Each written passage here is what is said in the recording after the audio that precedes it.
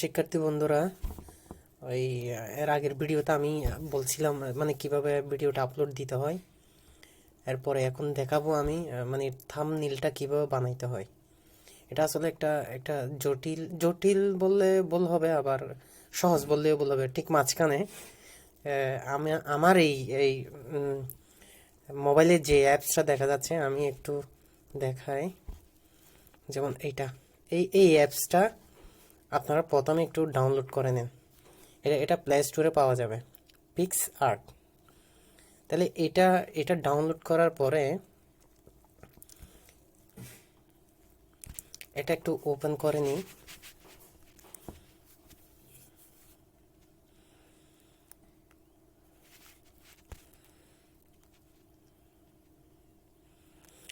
এখানে মূলত অনেকগুলা অটো দেওয়া আছে এখানে। আপনারা চাইলে এখানে ডাউনলোড করে অনেক কিছু করা যায়। যেহেতু থাম্বনেইলটা আমাদের একটা কলেজে দিতে হবে, সেহেতু আমি একটা ক্লিন কোনো একটা পর্দা বা ব্যাকগ্রাউন্ডে দিব। এটা আমি একটু এই এটা গ্রিন কালার চাইলে গ্রিন কালার নিতে পারেন, আর ব্লু চাইলে ব্লু নিতে পারেন, যে কোনো একটা নিতে পারবেন আপনারা। তো একটা নেই। এখন এটাতে নেওয়ার পরে এখানে অনেকগুলা টোলস আসছে। টোলসগুলো একটু দেখাই। নিচে নিচে এই যে টোলসগুলো দেখা যাচ্ছে, এই যে এখানে এখানে অনেকগুলো টোলস আছে। এই টোলসগুলো ব্যবহার করে মূলত থাম্বনেইলটা তৈরি করতে হবে।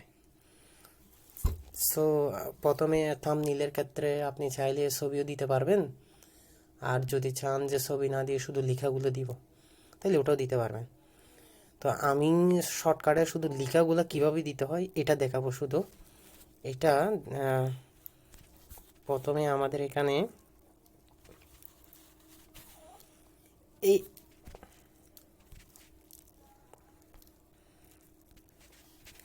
নিচে দেখেন একটা ফটো অ্যাড একটা অপশন দেখা যাচ্ছে। এখান থেকে চাইলে আপনি ফটো অ্যাড করে দিতে পারবেন। আর যদি ফটো না দেন, তাইলে আপনি শুধু টেক্সটগুলো দিলে এই টেক্সটের মধ্যে ক্লিক করেন। টেক্সটে ক্লিক করলে কি হয় দেখেন। তাহলে আপনি কি দিতে চাচ্ছেন সেটা অলরেডি এখানে আপনি নিজে আস্তে আস্তে লিখতে পারবেন। আমি আগে থেকে রেডি করা আছে যেহেতু আমার, এই জন্য আমি একটা ক্লিক করে দেখাই। এই যে এখানে আমি লিখে রাখছিলাম আগে, এই জন্য এগুলো আসছে। আপনি চাইলে এখানে এগুলো কেটে দিয়ে লিখতে পারেন।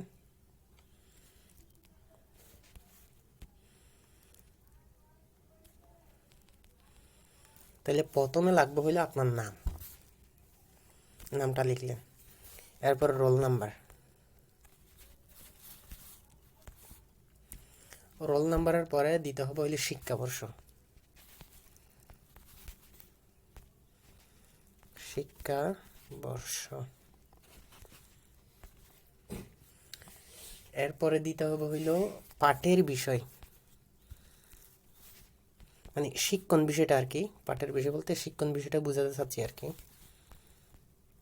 শিক্ষণ বিষয়। এরপরে বলছে কি পাঠের শিরোনাম।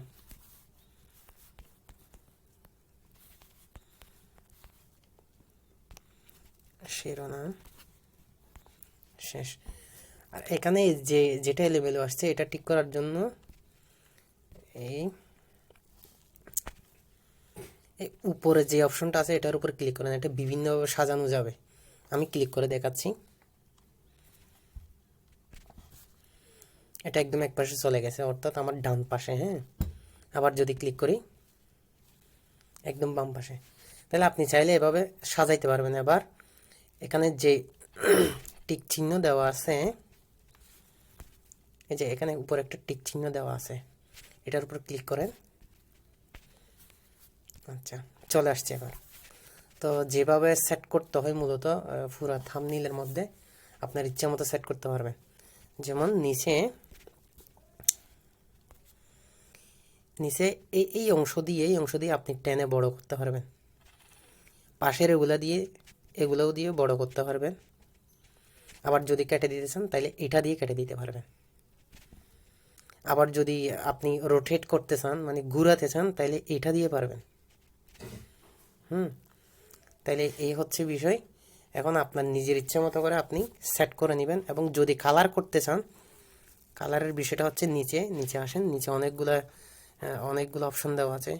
এখানে কালার চেঞ্জ করতে পারবেন, স্ট্রোক করতে পারবেন। স্ট্রোক বলতে আপনার লিখাটা মোটা হবে, মানে বাহিরে একটা একটা আলাদা একটা দেওয়া থাকবে, এটা আপনি করলে বুঝতে পারবেন।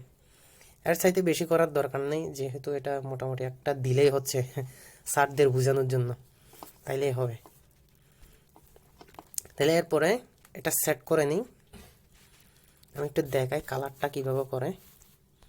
ধরেন আমি এই কালার দিলাম, এটা বেশি কড়া, এটা স্ট্রোক করে নিই। স্ট্রোক এখানে বিভিন্নভাবে করা যাবে, দেখেন এটা টানলে বড় হচ্ছে, ইচ্ছে মতো দিতে পারবেন।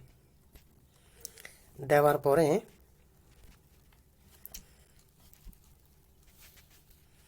আপনি এবার এই অংশে সেভ করে নিতে পারবেন। সেভ করে নেন। এবার সেভ হয়ে গেছে। এখন আপনি শুধু এখানে এডিটের ক্ষেত্রে এটা সেভ হয়ে যায়, কিন্তু এটা গ্যালারিতে সেভ হয় নাই। এটা আমাদের এখান থেকে গ্যালারিতে নিয়ে যেতে হবে। গ্যালারির থেকে আবার এটাকে ইউটিউবে যে ভিডিও লোড করছি ওটাতে সেট করতে হবে। তো আমি এখন এটা গ্যালারিতে মানে সেভ করে নিব। গ্যালারিতে সেভ করার জন্য এই অংশে অর্থাৎ উপরে যে ডাউনলোডের একটা অপশন দেওয়া আছে, এটা করবেন। এটা না, এটাতে দিবেন না, এটাতে দিলে এটা হয়তো শেয়ারের দিকে চলে যাবে। সো আমি এটা দিব, এটা অর্থাৎ এটা যেটা লাল করে দিচ্ছি এটা। তাহলে দিলাম, এই যে দেখেন চলে আসছে। এখন কাজ শেষ। এখন এই কাজ শেষ করে এখান থেকে একেবারে বের হয়ে গিয়ে চলে যাব হইল ইউটিউবে। এবার আমি ইউটিউবে চলে আসলাম। আচ্ছা, ডাটা তো চালু করি দেই। ডাটা চালু করলাম। আচ্ছা,